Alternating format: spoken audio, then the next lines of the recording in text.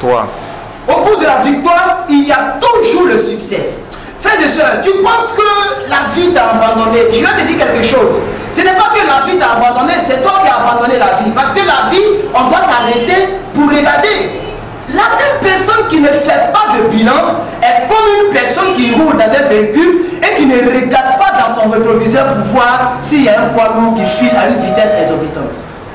Une personne qui ne fait pas de bilan, c'est comme une personne qui n'arrive pas à regarder en arrière pour pouvoir se projeter dans le futur. La vie est faite de 3 temps. Il y a le passé, il y a le présent et il y a le futur. Une personne qui ne fait pas de bilan, c'est une personne qui ne considère pas le passé. Or, c'est le passé qui doit construire ton futur. J'ai dit c'est le passé qui doit construire ton futur. Le passé permet au présent de se positionner et de se projeter dans le futur. Écoutez-moi, il y a une pensée que le Saint-Esprit me met à cœur. Quand quelqu'un veut courir, par exemple, on a fait des l'EPS au lycée. Lorsque tu veux courir, tu veux faire saut en longueur. Quand tu cours, quand tu leves en arrière, tu prends position et tu commences à courir. Quand tu leves en arrière, que tu prends position, tu attends de revenir dans le passé. Et le passé te donne une force pour courir dans le présent, pour te projeter dans le futur. Écoute-moi très bien. Quand tu vas commencer à faire le bilan de ta vie, quand tu vas commencer à prendre conscience que tu as besoin du bilan, tu verras que ta vie ira de l'avant. Ta vie chrétienne ne sera pas monotone. Tu ne seras pas comme un homme qui marche bien, qui te laisse entraîner par tout vent de doctrine. Parce que ta vie personnelle n'est pas vue. Ta vie de méditation personnelle est inutile. Quand tu n'as pas de vie de méditation personnelle et que cette vie devient inutile dans ta vie, comment tu veux grandir? La Bible dit les chrétiens devraient vérifier les Écritures. Tu n'as même pas de Bible. Comment est-ce que tu veux grandir? Il faut faire le bilan de ta vie. Tu vois que ta vie, ça n'avance pas. Frère, je vais te dire quelque chose. Si ta vie chrétienne n'avance pas, c'est parce que toi-même, tu n'avances pas. Ce n'est pas ta communauté. N'accuse pas ton pasteur. N'accuse pas la servante de Dieu ou le serviteur de Dieu. N'accuse pas les diables parce que le salut est personnel. Écoutez-moi très bien. Tous les messages que vous entendez à la chair le dimanche, que le pasteur donne, c'est l'investissement personnel du pasteur. C'est l'investissement personnel du pasteur. Et il y a des personnes qui vivent la vie chrétienne avec l'investissement personnel de l'autre. Ce n'est pas normal. Le pasteur est établi sur toi, il t'apporte la nourriture. Toi, tu dois vérifier la nourriture et tu dois aller au-delà de ce que le pasteur t'a enseigné. Ça ne veut pas dire que le pasteur ne t'a pas enseigné une bonne parole, mais ça veut dire que tu cherches à quoi te nourrir davantage. Quelqu'un a dit, pour pouvoir donner une autonomie à un enfant qui aime le poisson, il faut l'apprendre à pêcher. Quand tu lui donnes toujours le poisson, le jour que tu n'es pas là, il aura des difficultés pour s'en procurer. Donc il faut lui apprendre comment on pêche, comment on lance la maison ou comment on lance le filet. C'est comme ça. Pour être autonome dans ta vie chrétienne, apprends à faire le bilan de ta vie. Apprends à faire le bilan de ta vie, je vous en supplie.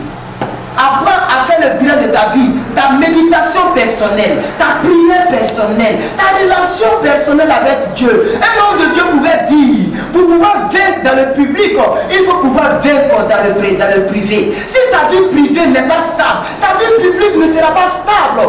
Alléluia. Il faut pouvoir faire le bilan de ta vie chrétienne. Alléluia. Je vais prendre le deuxième niveau parce que le temps nous est vraiment compté. Nous allons partir vraiment très rapidement. Le deuxième niveau du bilan pour ta destinée. Le deuxième niveau du bilan pour ta destinée, c'est au niveau matrimonial. Quand je dis matrimonial, je vais dire au niveau du couple, au niveau du foyer, au niveau des fiançailles, au niveau de là où tu es arrivé. La Bible dit dans le livre de Genèse 2, 26, si je ne m'abuse, la Bible dit que Dieu a créé l'homme à son image et à sa ressemblance. Et lorsque nous parcourons un peu plus loin, la Bible dit qu'il n'est pas bon que l'homme soit seul, je lui ferai une aide semblable. Donc ça veut dire que tu dois avoir un bilan au niveau matrimonial. Si tu es jeune comme moi, alléluia, que tu n'es pas encore marié, mais tu dois commencer à voir quel genre de fille que tu fréquentes.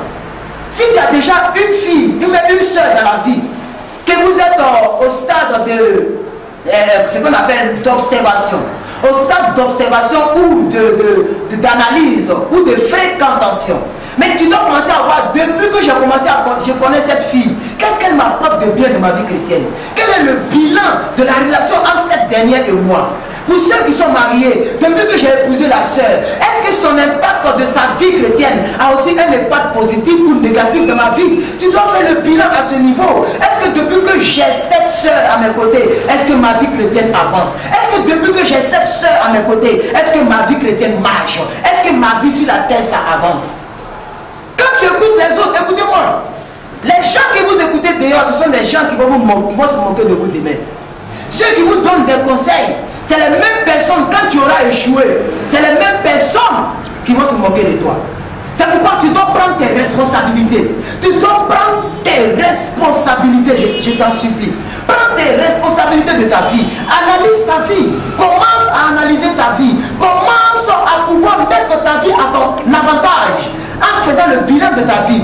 Tu connais cette fille. Tu connais ce jeune homme, qu'est-ce qu'il t'apporte depuis que tu marches avec lui? Un homme de Dieu a dit, si tu n'aimes pas un jeune homme, ne prends pas son cadeau.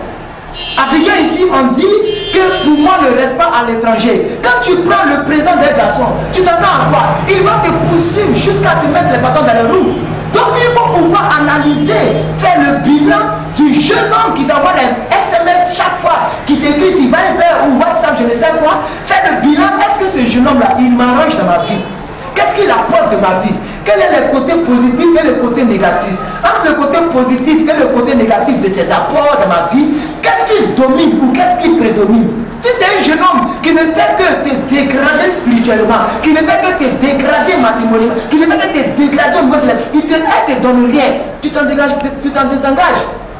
Si c'est un jeune homme qui ne t'apporte rien de concret, il ne fait que te dire de mauvaises choses, ses pensées sont négatives, vous n'avez pas les mêmes objectifs, vous n'avez pas les mêmes visions, vous n'avez pas les mêmes manières d'interpréter la vie chrétienne. Ce n'est pas la peine de marcher avec lui. La Bible nous enseigne, deux hommes peuvent-ils marcher ensemble sans être convenus, sans être d'accord?